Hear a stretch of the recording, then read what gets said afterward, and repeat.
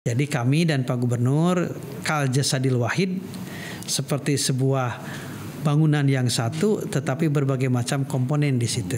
Program-program ini membutuhkan kebersamaan. Siapa bilang Jawa Barat duitnya banyak? Pemerintah Provinsi Jawa Barat mengadakan benteng-benteng untuk menuju Citarum Harum. Hari ini Kopi harus kita selesaikan. Saya sering dibawa-bawa kakek saya. Al-Azhar aja tiap bulan dulu kan. Saya ingin rindu jilid 2 lah.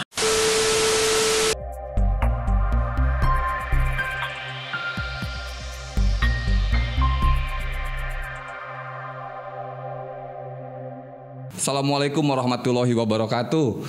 Sampurasun. Alhamdulillah kembali lagi bersama saya Riana Afriyadi Wangsadireja, pemimpin redaksi jabanews.com dan JMN Channel. Hari ini kita di program redaksi bertanya, alhamdulillah sudah kedatangan narasumber yang kita tunggu-tunggu dari beberapa hari ke belakang, dan alhamdulillah beliau sudah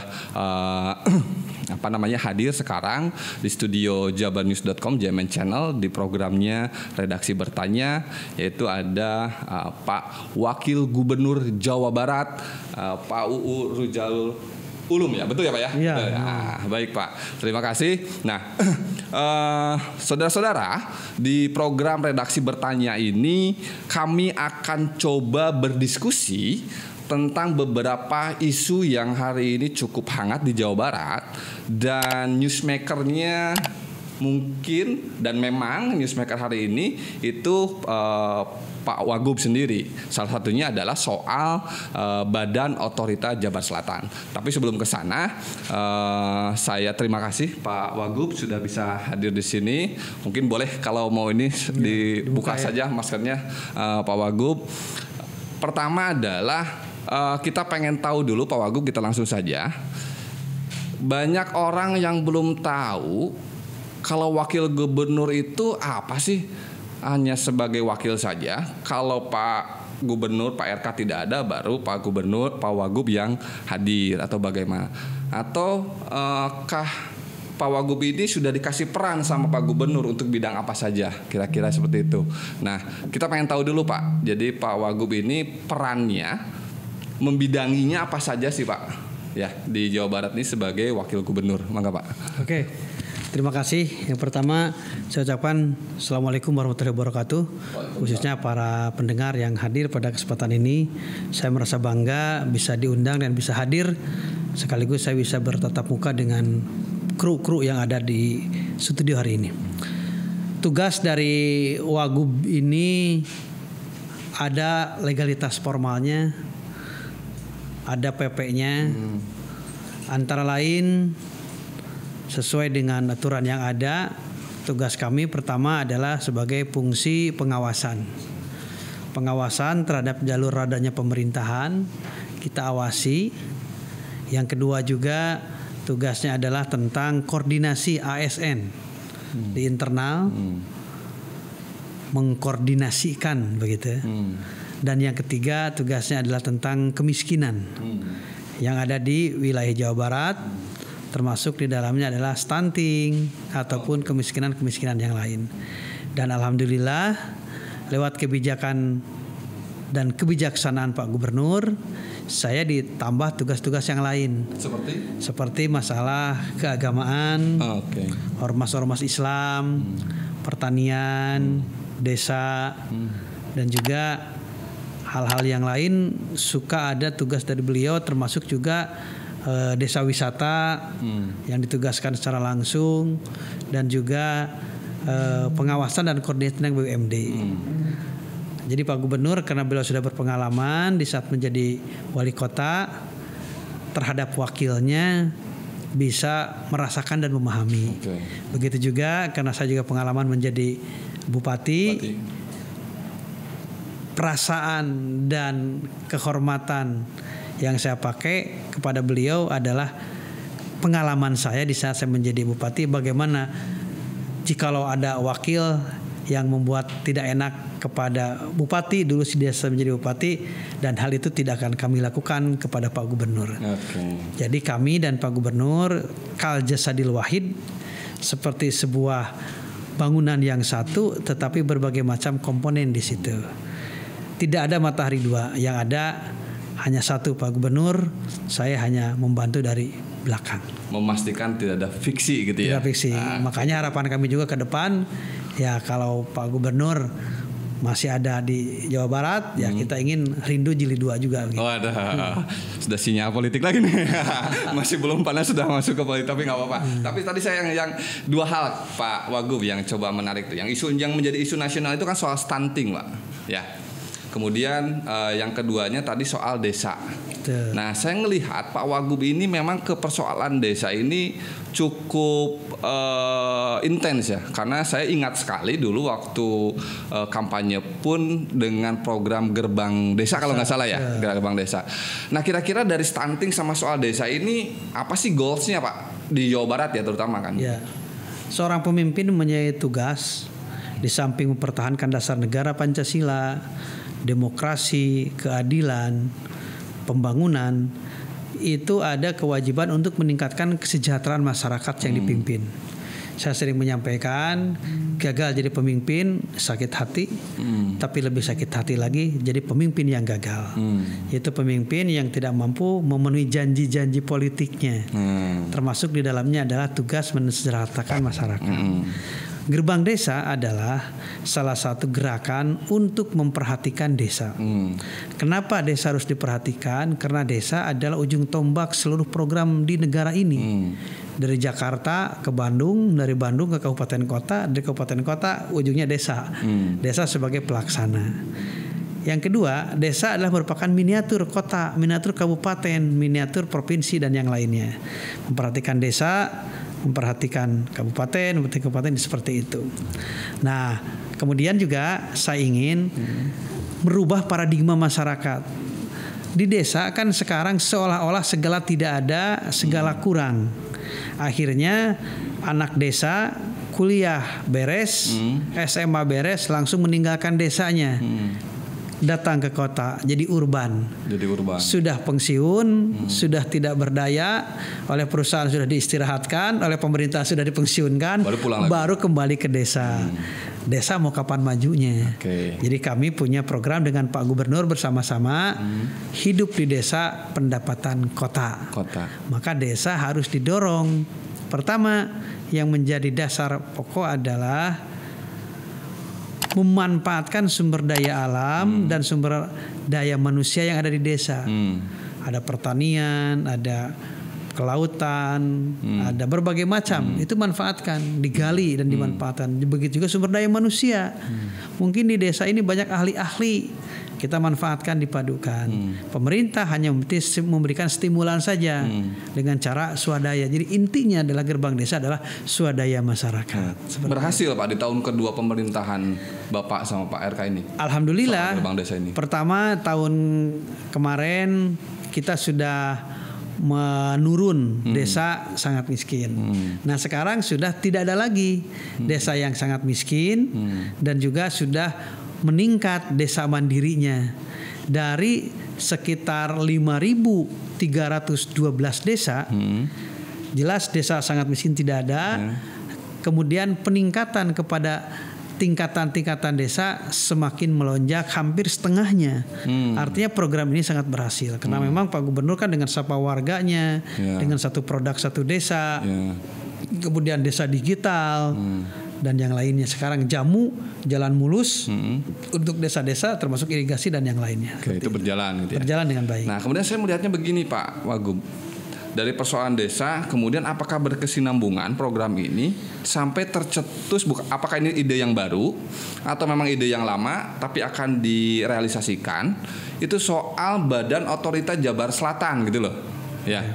Karena memang pengamatan kami di media bahwa Jabar Selatan ini dalam tanda kutip itu secara perekonomian lebih tertinggal dibandingkan dengan kawasan utara.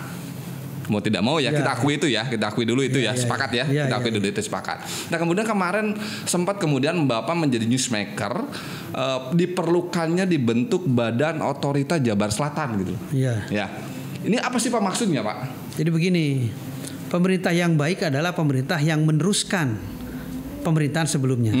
Gubernur yang baik adalah gubernur yang meneruskan kebijakan gubernur sebelumnya. Tetapi ada inovasi-inovasi, perubahan-perubahan yang bagus dilanjut, kemudian yang tidak sesuai dihentikan. Nah, Pak Emil pun seperti itu. Seperti menggali sumur, baru 3 meter nggak ada air, pindah lagi. 3 meter nggak ada air, pindah lagi. Kapan mau dapat airnya? Artinya Pak Gubernur sekarang meneruskan kebijakan-kebijakan yang dianggap masih relevan dengan pemerintah hari ini. Nah, antara lain Jabar Selatan. Kan Pak Gubernur yang sebelumnya sudah membangun jalan di pinggir pantai. Itu adalah tujuannya untuk meningkatkan masyarakat Jabar Selatan. Kemudian juga Pak Gubernur sekarang meneruskan akan juga membuat JTS, Jalan Tengah Selatan. Jalan Tengah Selatan. Kan jalan itu pertama di ujung dekat pantai, yang kedua di perkotaan. Sehingga seseorang dari Bandung mau ke daerah selatan itu harus muter 200 kilo, 150 kilo karena tidak ada jalan. Nah, sekarang kalau di jalannya dibangun, itu akan mempermudah akses. Otomatis orang yang ada di Jawa Barat bagian tengah tidak begitu lama kalau menuju ke daerah selatan, begitu juga daerah selatan tidak lama akan menuju ke wilayah tengah. Kemudian juga program-program itu antara lain dibangunnya Cikembar, lapangan udara untuk mengakses. Kemudian juga akan dibangun sebuah showroom hasil produk masyarakat yang ada di wilayah selatan. Kemudian juga yang sedang diperjuangkan adalah DOB, daerah otonomi baru. Karena di wilayah tersebut terlalu jauh akses kepada pemerintahannya. Garut Selatan begitu jauh kan. Begitu juga Sukabumi Selatan, Cianjur Selatan. Ini salah satu solusinya. Program-program ini membutuhkan kebersamaan. Kalau terlalu banyak yang memiliki kewenangan, lama, Pak Belit, birokrasi terlalu panjang. Maka pemikiran kami untuk meneruskan program gubernur sebelumnya, maka perlu dibentuk otoritas. Karena Batam kemarin begitu maju ada otoritas. Begitu juga kan pemerintah pusat.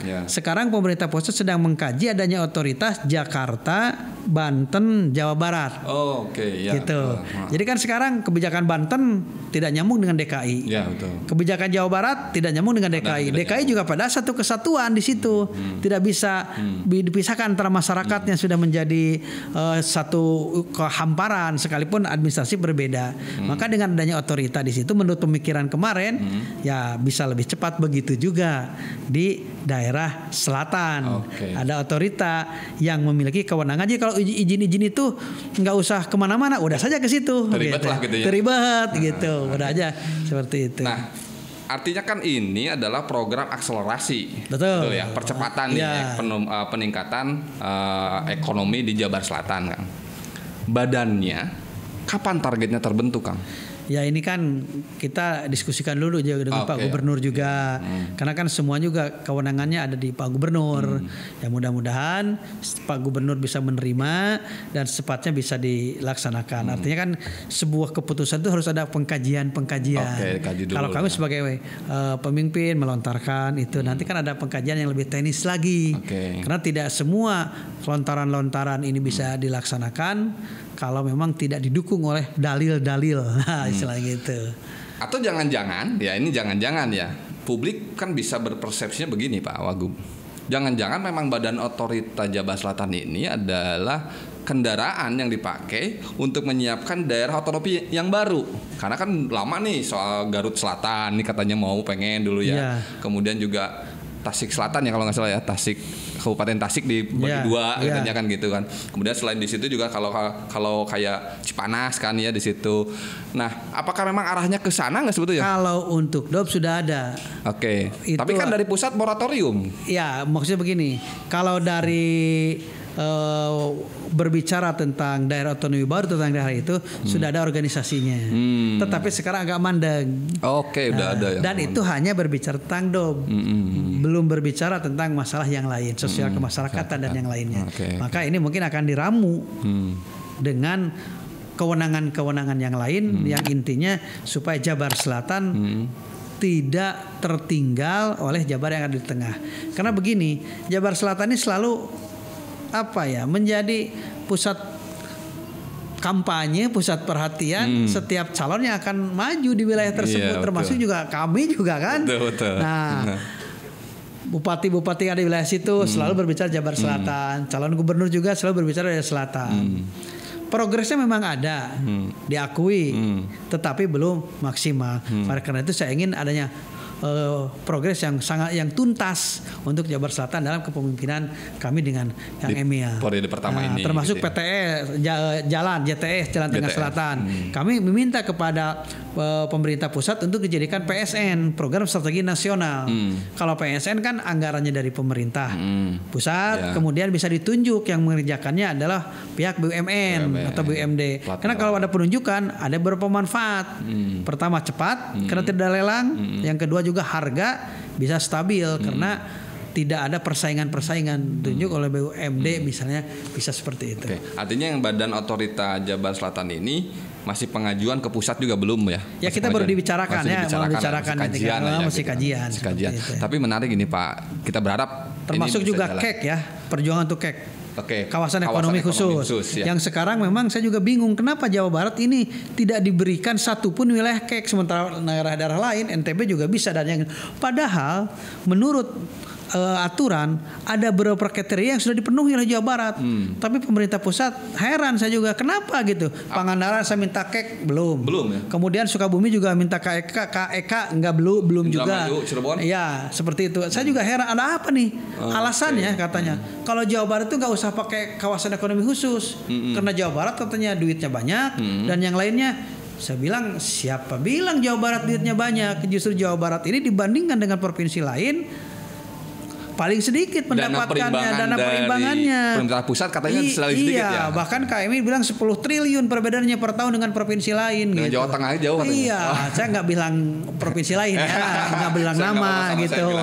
Nah, kalau apa sih silakan. Nah, jadi KEK juga susah dan lain juga. Ini pemerintah pusat terhadap Jawa Barat itu bagaimana gitu. Jadi akhirnya bahwa daripada menunggu KEK dari pusat tidak nongol, maka pemerintah melakukan inisiatif percepatan ekonomi Jabar Selatan dengan Badan Otorita Jabar Selatan, kurang lebih seperti itu ya. Betul. Keren itu Pak. Mudah-mudahan bisa berlangsung lah ya. Baik, para pemirsa redaksi bertanya. Kemudian tadi soal Badan Otorita Jabar Selatan sudah gamblang dijelaskan oleh Pak Wagub bahwa ini adalah program akselerasi yang dilaksanakan oleh Pemprov Jabar untuk akselerasi ya untuk peningkatan ekonomi masyarakat di Jabar Selatan ya Pak Wagub ya. Nah, isu itu yang kemudian kemarin dilontarkan oleh Pak Wagub sebagai newsmaker-nya lah gitu. Ini yang kemudian jadi rame di kalangan media. Selanjutnya adalah isu yang tidak kalah penting dan kemarin juga rame juga Pak. Itu soal Citarum Harum Pak. Hanya pada saat pandemi ini kebetulan Citarum Harum ini isunya agak sedikit melempem karena semua isu habis sama soal pandemi COVID-19 Pak. Padahal Citarum Harum ini luar biasa, proyek besar Pak. Dan sekarang yang bertanggung jawabnya adalah provinsi juga ya Pak ya. Pak Gubernur. Citarum Harum itu dengan panjang 297 km dan melewati 13 kota kabupaten di Jawa Barat ya Pak Wagub gitu ya. Nah kita pengen tahu Pak Wagub nih soal program Citarum Harum nih. Posisi Pak Wagub di mana? Ya, terima kasih. Ini juga perlu disampaikan sebelum saya menjawab posisi saya di mana tentang progres Citarum Harum dan pilar-pilar yang dilaksanakan oleh Pemprov. Pemerintah Provinsi Jawa Barat patsun sekali kepada pemerintah pusat, termasuk di dalamnya Citarum. Oleh karena itu, pemerintah Provinsi Jawa Barat mengadakan benteng-benteng untuk menuju Citarum Harum. Yang pertama adalah dengan penanaman das atau penanaman pohon-pohon tegakan-tegakan di hulu Sungai Citarum, termasuk di Das. Bekerja sama dengan TNI Polri ini sudah dilakukan, sangat luar biasa. Yang kedua adalah pelarangan terhadap buang sampah atau buang kotoran ataupun buang apa, baik itu dari perusahaan atau pabrik-pabrik, rumah tangga, industri, dan juga kotoran hewan dilarang membuang limbah kotoran ke Citarum. Itu yang kedua. Yang ketiga adanya penegakan hukum. Dengan lahirnya payung-payung hukum baik itu berupa Perda, berupa Kepres, berupa SK Sekda yang lain untuk mereka supaya ada sanksi bagi yang melanggar. Terutama industri ya. Industri, perusahaan ataupun rumah tangga. Kemudian juga yang terakhir adalah inginnya kerjasama dengan masyarakat. Karena sehebat apapun kami mengadakan benteng-benteng pilar-pilar pertahanan untuk menuju Citarum Harum, kalau tidak ada kerjasama dengan masyarakat, la manfaata wala faidata kalau kata santri bilang. Karena pandangan kami terbatas, penglihatan kami terbatas, keilmuan kami juga terbatas, tapi kalau bersama-sama dengan masyarakat, insya Allah keterbatasannya akan saling mengisi dan akan semakin kuat. Nah, sampai hari ini Citarum ada progres, bisa dilihat. Ada peningkatan yang sangat luar biasa, sekalipun ini belum sesuai dengan yang kita harapkan. Citarum bisa diminum, tapi mudah-mudahan sesuai target pada tahun 2000 sekian Citarum bisa diminum. Bagaimana posisi saya di situ? Posisi saya tidak masuk kepada struktur tersebut, tapi karena pemimpinnya adalah Pak Gubernur, maka saya sebagai wakil gubernur memiliki juga tanggung jawab untuk mensukseskan Citarum Harum tersebut. Jadi tidak terlalu intens sebetulnya Pak ya, tidak terlalu intens ke soal Citarum Harum itu ya gitu ya. Tetap masih intens, intens karena tanggung jawab kita kan bersama. Hanya dalam struktur Satgas itu wakil aja ya gitu. Nah, untuk diketahui bahwa Citarum Harum ini sekarang juga punya program yang ini agak menarik Pak. Salah satu programnya itu adalah pengembangan komunitas masyarakat di wilayah daerah aliran Sungai Citarum, itu betul kan Pak? Ya, sebagai partisipasi masyarakat yang saya sampaikan tadi antara lain. Jadi masyarakat ini harus merasakan dan juga merasa tanggung jawab, sehingga kalau ada yang membuang kotoran, membuang sampah, limbah ke sana, bukan hanya kami pemerintah yang melarang, bukannya TNI Polri yang melarang, tetapi masyarakat pun ikut mengawasi dan masyarakat tersebut sadar untuk tidak membuang limbah ke Citarum Harum ini. Berapa anggaran yang disiapkan oleh Pemprov untuk program Citarum Harum? Kalau anggaran saya tidak tahu persis ya. Gitu. Dan juga ada anggaran dari pusat juga, termasuk juga yang anggaran yang diberikan kepada kabupaten kota. Ada juga ya. Termasuk juga ada anggaran yang dari luar negeri kan. Itu dibagikan ke kabupaten kota. Gitu. Tapi cukup besar saya pikir ya. Ya tergantung besar dan tidak ya. Karena masalah besar dan tidak itu tergantung kebutuhan. Kalau butuh uang 1 juta, ada 1,5 juta itu besar. Kalau butuhnya 1 juta ada uang 500 itu tidak besar, berarti kurang. Tapi fase pertama ini kalau tidak salah kan 2019 sampai 2025 ya.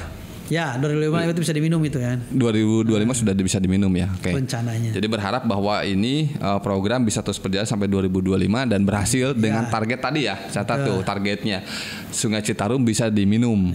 Tapi tentu dengan catatan diolah lagi ya Pak ya, bukan langsung. Ya seperti air biasa yang ada di lingkungan kita lah. Kan kalau lihat sekarang kan seperti itu, ada yang menjijikan, bau, warnanya gitu kan. Tapi nanti mah sudah bisa diminum tuh, maksudnya ada diambil, dipanaskan, diproses langsung gitu, nggak usah lagi dengan filterisasi dan lain-lain lah gitu. Keren, mudah-mudahan aja. Nah ini pemirsa yang cukup sekarang yang cukup menarik pasti adalah persoalan karir politik. Saya masih ingat 2016 Pak Wagub ini, Pak UU ini dulu dilantiknya di yang periode kedua ya, Bupati dulu Pak. Dilantiknya itu di Gedung Sate Pak. Betul.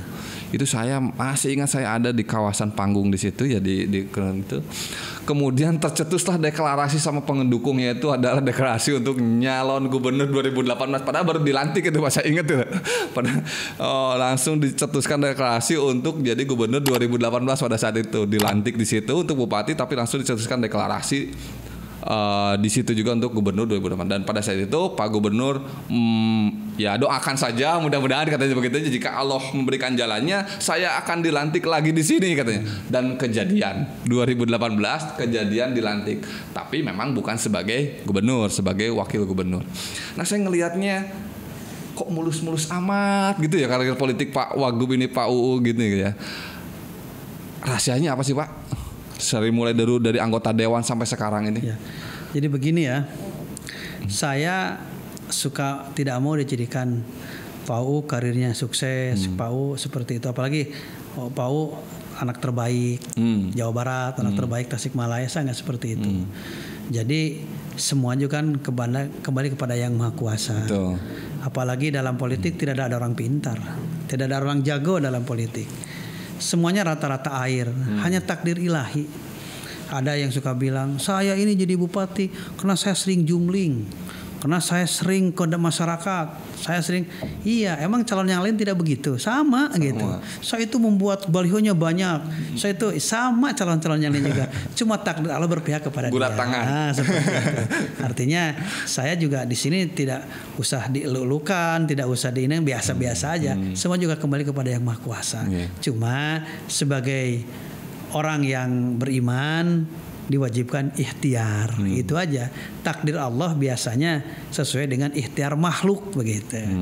Dan juga saya punya prinsip 3 dari orang tua. 1 punya kahayang alias cita-cita. 2 punya kadaek atau kemauan. Yang 3 punya kawani atau keberanian. Saya suka berpikir kenapa tukang beca nggak punya Mercy terbaru? Karena dia tidak punya cita-cita punya Mercy, begitu. Tapi kan soal politik Pak begini, ya memang mengalir dan urat tangan. Tapi kan pasti ada yang suka dan yang tidak suka. Banyak nggak Pak yang tidak suka? Ya seperti itu. Orang itu tidak akan lepas dari 3. 1 orang yang suka, cinta, membanggakan. Itu kelompok pertama yang paling baik. Yang kedua adalah orang yang benci, tidak suka apapun tindakan kita, apapun omongan kita, sehebat apapun foto kita di lapangan, mau ketawa, mau apa, itu pasti tidak suka. Dan yang ketiga orang yang biasa-biasa saja. Saya berharap orang yang suka tetap suka, orang yang biasa-biasa saja. Orang yang benci diusahakan menjadi biasa-biasa saja, orang yang biasa-biasa saja ditingkatkan menjadi orang yang suka. Itu harapan buat masyarakat. Emang harapan buat kapan Pak? 2023 persiapannya. Saya ingin rindu jilid 2 lah. Kalau beliau masih ada di sini. Jadi 2023 sekarang gambarannya rindu jilid 2 lah gitu. Masih begitu ya? Gitu ya? Karena saya masih belajar. Masih belajar. Kalau jadi bupati kan cuma 29 kecamatan. Kemarin 39. Penduduknya cuma 2 juta. Ya terbayang lah ya. Tapi kalau menjadi di Jawa Barat, pemimpin Jawa Barat 50 juta penduduknya. Pendekatan dengan DKI. Jadi belajar 1 periode kayaknya masih kurang ini. Saya sebagai wakil. Tapi Pak U ini dikenal dengan politisi yang berlatar belakang santri. Beliau dari keluarga pesantren Manonjaya Pak ya. Dari Manonjaya di Tasikmalaya Pak ya. Betul. Tasikmalaya sudah jelas pesantren besar, dari keluarga ajengan, berlatar belakang santri, dan orang tahu figur santri hari ini Jawa Barat yang paling sukses katanya Pak UU begitu loh Pak. Amin lah gitu ya. Tapi banyak yang belum tahu persoalan profil keluarga Pak sebetulnya. Pak UU ini yang saya tahu punya anak 2 ya Pak ya, atau anak-anaknya nanti di mana saja. Kalau Pak Gubernur ekspos keluarganya sering Pak. Kalau Pak U ini jarang sekali di media ini. Ini kenapa nih? Kenapa kira-kira Pak? Jadi memang saya dari keluarga pesantren. Kakek saya pendiri pesantren Ibtul Huda. Ibu saya anak paling gede. Kakek saya namanya Kiai Haji Khair Afandi. Emak saya namanya Hajah Nung Mutmainah Afandi. Bapak saya Haji Soleh Nasihin, muridnya kakek saya. Kakek saya punya anak 6 ya. Kemudian ibu saya punya anak 18. Saya paling gede. Oh, Bapak paling besar? Paling gede. Cikal. Tetapi sampai hari ini yang ada 13. Ya, seperti itu. Saya paling gede, jadi punya adik 12 ya. 12. Saya dulu sejak kecil suka dibawa-bawa kampanye oleh bapak saya. Di saat saya kelas 4 kelas 5 MI Madrasah Ibtidaiyah sekitar tahun 82, saya suka dibawa-bawa waktu bulan puasa, masih ingat. Di ganong lah bahasa Indonesia, ganong ya, di pangku gitu ya. Di akod gitu. Dimasukkan ke truk, bapak saya di belakang, di depan karena bapak saya kiai. Jadi saya ikut sama santri di situ. Terus kemudian juga saya sering dibawa-bawa oleh kakek saya. Kemana-kemana kan kakek saya muter nih sebagai mubalig. ke Jakarta, ke Bandung, kemana, ke Al Azhar aja tiap bulan dulu kan. Kemudian ke mana, ke Jawa Tengah, ke mau balik sekali. Sampai saya jarang sekolah karena ikut dengan kakek saya. Saya dulu ke Jakarta belum ada tol. Jagorawi belum ada. Kalau dari Tasik itu Tasik, Bandung, kemudian ke Cianjur, Bogor, Citerep, Cijantung, Cililitan baru nyampe kan seperti itu. Artinya dengan sering bertemu dengan tokoh-tokoh gitu ya, dengan mendengar sedikit demi sedikit para orang-orang besar, ya ada sedikit harapan dan keinginan membuat wawasan saya bertambah, kan seperti itu adanya. Jadi makanya kepribadian seorang itu kadang-kadang berubah dengan pendengaran dan penglihatan. Betul. Saya dilarang sekolah dulu sama orang tua, terutama kakek saya. Sekolah formal maksudnya? Sekolah formal. Kenapa dilarang sekolah? Saya tanya, sieun maneh ngaruksak pesantren, pesantren Akimah, pesantren Salafiyah. Jadi Salafiyah itu pesantren tradisional. Jadi bukan benci sekolah kakek saya. Cuma kan maneh teh incu aki cicing di dia, engke lamun aki geus eueuh cenah beuranya. Tah itu yang tidak diharapkan. Tetapi saya maksa. Sampai kakek saya bilang, sia besi lawan besi kok aing. Sia baja lawan baja. Boga incu teh. Tapi ternyata saya maksa, akhirnya saya masuk SMP. Tapi ujung-ujungnya SMP pun sama kakek saya. Orang tuana ulah bapak maneh keun aki orang tuana. Orang tua ke Joher Afandi. Begitu juga masuk SMA. Kakek saya juga yang jadi orang tuanya diganti, bukan bapak saya. Kuliah saya dibiayai, dibiayai oleh kakek saya juga. Dulu masih ingat satu semester kan cuma 600.000, 700.000 tiap semester, bayar semester. Padahal dulu dilarang saya kan, dimarah-marah gitu. Kata kakek saya, nggak apa-apa lah sama buat manfaat aja untuk pesantren, untuk agama. Maka saya dalam setiap kesempatan saya selalu gitu kan ingin berusaha bagaimana nilai-nilai agama, nilai-nilai Islam itu bisa diperjuangkan dalam suasana dan kondisi yang ada sesuai dengan kenyataan, tetapi dalam memperjuangkan agama ini tidak bertentangan dengan negara, jangan melawan dengan situasi dan kondisi, dan juga dengan dasar negara kita Pancasila dan yang lainnya. Itu sudah menjadi harga mati bagi kami. Tapi tetap Izul Islam wal Muslim dalam setiap kesempatan itu harus kita perjuangkan, karena itu merupakan amanat dari kakek saya seperti itu. Kemudian Pak UU berkeluarga? Ya, anak saya 4 sekarang. 4. Ada 4. Yang pertama namanya Ajijah Ruzhan, yang kedua namanya Kholilah Ruzhan, dan yang ketiga Jamilah Ruzhan, dan yang keempat mungkin masih ini seperti itu. Boleh sekolah formal tuh kan? Nah, kakek saya tidak disekolahkan ke formal. SD tamat langsung ke pesantren. 4-4-annya Pak? Ya, baru 2. Ya, pesantren. Jadi dia akan mengikuti mamangnya kan. Mamang adik saya bentuk satu. Dia ke sekolah kelas 4 keluar, setelah itu disuruh pesantren. Kemudian setelah pesantrennya pinter sampai ke Mekah juga pesantrennya, ikut paket A, kemudian paket B, kemudian paket C, kuliah di Unsil, sudah SE, kemudian S2-nya juga, sekarang sudah doktor. Itu adik pada sekolah formalnya hanya MI kelas 4. Ngajinya pintar, sekarang anggota dewan udah 2 periode, sekarang ketua fraksi P3 di Kabupaten Tasikmalaya. Nanti akan menerapkan itu Pak ke putra-putra? Saya akan menerapkan itu. Dan saya di rumah, di samping keluarga saya punya pesantren, saya punya lembaga tersendiri, namanya Miftahul Huda Ar-Rujhan. Ada PAUD, ada TK, ada SD, SMP, SMK, SMA sampai perguruan tinggi. Perguruan tinggi juga ada itu Pak? Saya itu di saat saya menjadi anggota dewan pertama, saya punya uang ini buat apa? Saya bilang kan saya bujangan itu kan.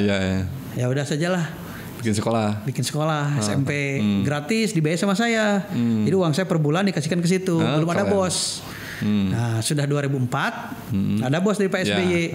Nah, baru uang saya bisa ditekankan untuk membangun. Berkembanglah ternyata sekolah sampai sekarang sudah 1.200 mungkin siswanya. Alhamdulillah, keren itu Pak.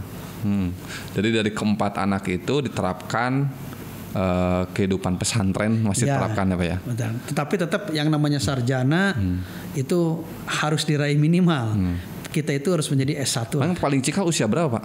Usia sekarang 16 ya. Oh, masih belum ini ya. Setelah punya anaknya. Tapi sudah mulai kelihatan yang senang ke politik belum ya? Belum ya. Ngaji juga malas. Nah ini yang belum banyak tahu persoalan keluarga, bukan persoalan, tentang profil keluarganya Pak Wagub Pak UU ini. Nah menarik karena jadi latar belakang pesantren masih tetap diterapkan ya, karena memang beliau juga mau tidak mau salah satu pemilik keluarga dari pemilik pesantren besar di Tasikmalaya. Oke pemirsa, soal keluarga saya pikir cukup. Ini ada satu lagi terakhir Pak Wagub nih. Ini yang penting. Sekarang kita ini kalau wabah dunia, ya betul wabah dunia. Persoalan percaya atau tidak, ya kita harus lihat kejadian yang ada. Itu ada soal pandemi COVID-19. Media hari ini hampir dalam seharinya bobot sekitar lebih dari 60% pasti pemberitaan itu soal COVID-19. Begitupun juga program-program pemerintah Pak Wagub ya. Betul. Nah hari ini di pemerintah pusat juga punya program sambil menunggu vaksin, katanya ada kampanye nasional 3M. Nah menurut Pak Wagub, pandemi ini kemudian mengatasinya dengan kampanye 3M itu kira-kira bagaimana? Ya. Yang pertama, kami harus menepis dulu. Sekarang kan beredar berita bahwa COVID ini adalah buatan negara anu dengan maksud anu dan yang lainnya. Kita nggak usah berbincang tentang itu. Kita nggak usah berdebat tentang itu. Yang jelas hari ini COVID harus kita selesaikan, harus kita putus dan harus kita antisipasi secara bersama-sama. Oke. Termasuk juga para kiai ini barusan dari Cirebon, dari Indramayu, Pak, oh ini ada video ini, udah saya belum jawab semua gitu. Jawaban seperti itu. Udah, sekarang selesaikan karena ini memang ada dampak gitu. Pemerintah Provinsi Jawa Barat dalam menghadapi Covid ini ada 3 tahap dalam penyelesaiannya. Yang pertama adalah dengan kesehatan. Pola hidup bersih dan sehat. Kemudian juga dengan adanya pencegahan 3M dan yang pokoknya berbau-bau kesehatan. Betul. Nah, kemudian yang kedua adalah dengan pemberian bantuan sosial dari pemerintah. Dan sekarang sudah tahap keempat. Cuma mohon maaf kepada masyarakat, kalau dulu kan 500.000 nih per orang. Sekarang jadi 350.000. Oke, turun 150.000 lah ya. Uang 100.000, kemudian sembakonya jadi 250. Kenapa? Karena jumlah yang menerima meningkat. Kalau dulu cuma 1.400.000, sekarang 1.900.000 lebih, hampir 2 juta. Ya otomatis. Kok kenapa Pak U malah mengurangi, tidak ditambah? Nah, karena program-programnya kan sudah jelas, sementara keanggaran kami terbatas. Jadi, dan yang ketiga adalah tentang pemulihan ekonomi lewat padat karya, lewat dorongan UKM, nanti diberikan bantuan oleh kita kalau mereka UKM-nya terkapar gara-gara COVID. Artinya 3 benteng yang dilaksanakan oleh Pemprov itu semua menggunakan biaya yang sangat besar dan sangat luar biasa. Akhirnya ada pergeseran switching dan semacam itu. Tetapi alhamdulillah hari ini ekonomi sudah mulai menggeliat, aktivitas masyarakat sudah berjalan, tapi tetap kami ingin kebersamaan dengan masyarakat untuk bisa melaksanakan protokol kesehatan dengan baik. Termasuk sekarang libur panjang nih. Jawa Barat ini menjadi tujuan para wisatawan domestik. Karena memang dekat dengan Jakarta dan juga di Jawa Barat itu banyak sekali keindahan-keindahan alamnya. Kalau Pak Emil bilang Tuhan sedang tersenyum di saat membuat Jawa Barat. Makanya kulinernya sangat luar biasa di Kota Bandung. Kemudian juga tempat wisatanya sekarang sedang berkembang. Pangandaran aja kan sekarang menuju wisata internasional, sudah ditata kan oleh Pak Emil. Di pantainya sekarang bagus-bagus, ada trotoar, kemudian ini sangat luar biasa. Jadi memang Jawa Barat ini menggugah selera untuk berwisata gitu. Dan juga tentang wisata ini juga oleh agama pun mengharuskan kita harus beristirahat, berwisata. Kan istirahat dari berpikir, arih nafsaka anit tadbir, berhentilah sejenak dari berpikir, istirahat, berwisata, berdharma wisata dan yang lainnya. Seperti itu. Dengan santri dan dalilnya segala juga keren ini. Baik pemirsa penonton, ini diskusi yang sangat menarik sekali, bahwa tadi misalkan bahwa kita sudah tahu maksud dari Badan Otorita Jabar Selatan seperti apa, Citarum Harum, dan yang paling penting adalah bahwa fungsi atau adanya wakil gubernur Gubernur bukan hanya sebagai pelengkap ternyata. Dari apa yang disampaikan oleh Pak Wagub, Pak UU sudah jelas bahwa ternyata Wakil Gubernur itu bukan hanya pelengkap acara seremonial saja, tapi memang juga ternyata banyak gagasan-gagasan yang suka dilontarkan oleh Pak Wagub yang kemudian diterima, ada juga ya pasti ya yang diterima oleh Pak Gubernur. Ya salah satunya sekarang adalah newsmakernya sekarang ini Pak Wagub nih, Pak UU, soal Badan Otorita Jabar Selatan. Jadi kalau ini jadi, saya pikir ini adalah sesuatu yang luar biasa. Persoalan kemudian politiknya kedepannya seperti apa tadi sudah disampaikan oleh Pak UU. Jadi pengen ada rindu jilid 2. Kita lihat nanti seperti apa. Politik itu seperti permainan bola ya Pak. Politik itu pastinya sudah jadi. Pastinya sudah jadi. Itu keren tuh. Politik itu pastinya sudah jadi gitu kan. Nah, kemudian soal keluarga ini jarang sekali kita mengungkap soal profil keluarga Pak UU. Terima kasih sekali Pak UU. Closing statement Pak UU buat pemirsa dan penonton JMN Channel Jabaris.com. Pada seluruh masyarakat Jawa Barat, saya berharap kuatkan kebersamaan di antara kita. Perbedaan harus siap dan harus diterima. Kalau kita siap beda, berarti kita siap bersama. Kalau kita tidak siap beda, berarti kita tidak siap bersama. Ingat, Allah membuat makhluk di muka bumi ini dengan bermacam-macam, termasuk juga manusia. Macam-macam kesukaan, macam-macam bentuk, macam-macam warna kulit. Tapi kalau Allah ingin membuat sama semua, dengan kun fayakunnya bisa. Tapi Allah tidak membuat itu. Untuk apa kita perbedaan? Untuk lita'arofu, untuk saling mengenal. Oleh karena itu, cari titik-titik persamaan di antara kita, hilangkan lubang-lubang perbedaan. Dengan bersama, insya Allah kita akan kuat. La quwata illa bil jamaah. Untuk menuju Jabar juara lahir batin, kuncinya adalah kebersamaan. Hatur nuhun. Catat itu. Pak UU yang juga penyuka otomotif antik. Nah, jadi mudah-mudahan nanti saya bisa diberikan kesempatan untuk main ke rumahnya. Kita bikin konten otomotif dengan kendaraan-kendaraan antiknya Pak ya, banyak katanya di sana ya. Mudah-mudahan saja. Terima kasih. Saya Rian Afriyadi Wangsa-Direja bersama Pak Wakil Gubernur Jawa Barat, Pak UU Rizalul Ulum. Mohon pamit, sampurasun. Rampes.